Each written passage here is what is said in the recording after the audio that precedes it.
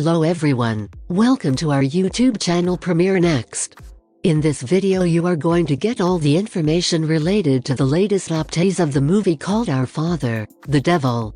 If Our Father, the Devil sounds familiar to you, it's probably because the hitherto unnoticed Franco-American co-production was nominated for a Spirit Award for Best Feature in late 2022.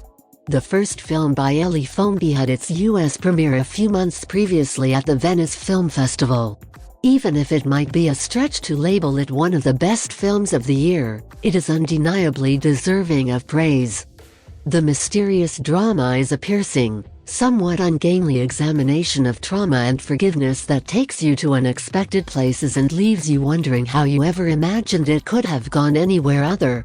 After serving duck and fit to a discerning resident one day, Marie finds that the woman has recently changed her will to include Marie.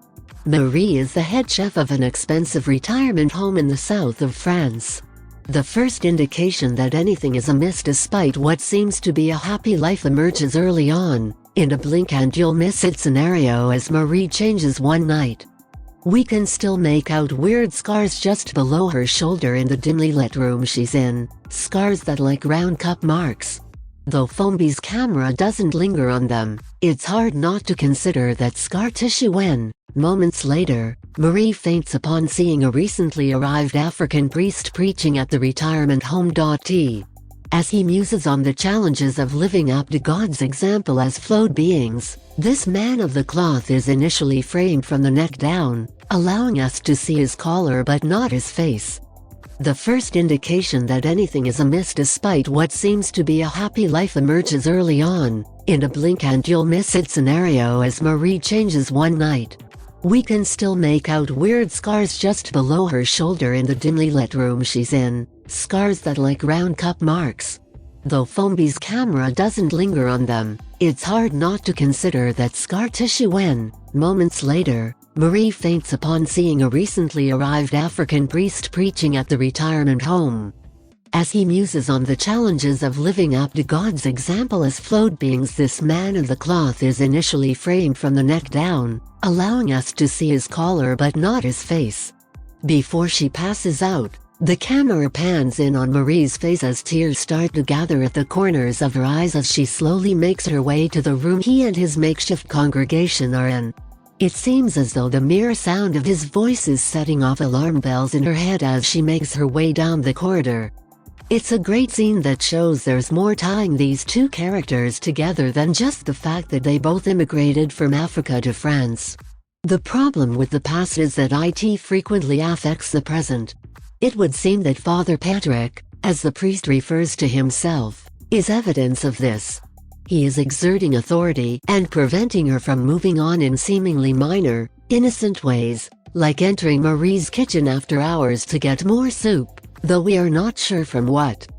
Before the two had exchanged formal greetings, Our Father, the Devil, makes a sharp right turn, leaving up the possibility that either Father Patrick genuinely does not remember Marie or that they have never met.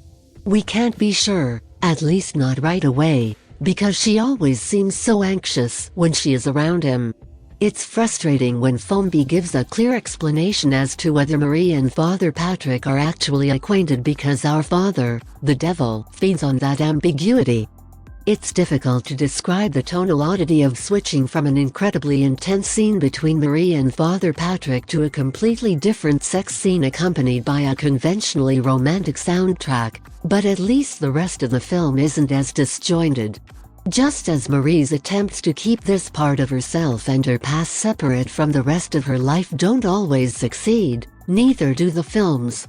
One day, when they are taking a stroll, Marie's elderly benefactor says, "We're dark souls."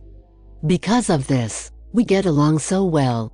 The phrase from Cormac McCarthy's No Country for Old Men comes to mind when thinking about them in Foamby's movie. You think when you wake up in the morning yesterday don't count. But the only thing that matters is yesterday.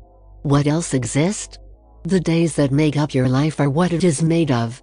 Not a thing else. Marie would undoubtedly concur, considering her heroic and heartbreaking effort to let go of the past.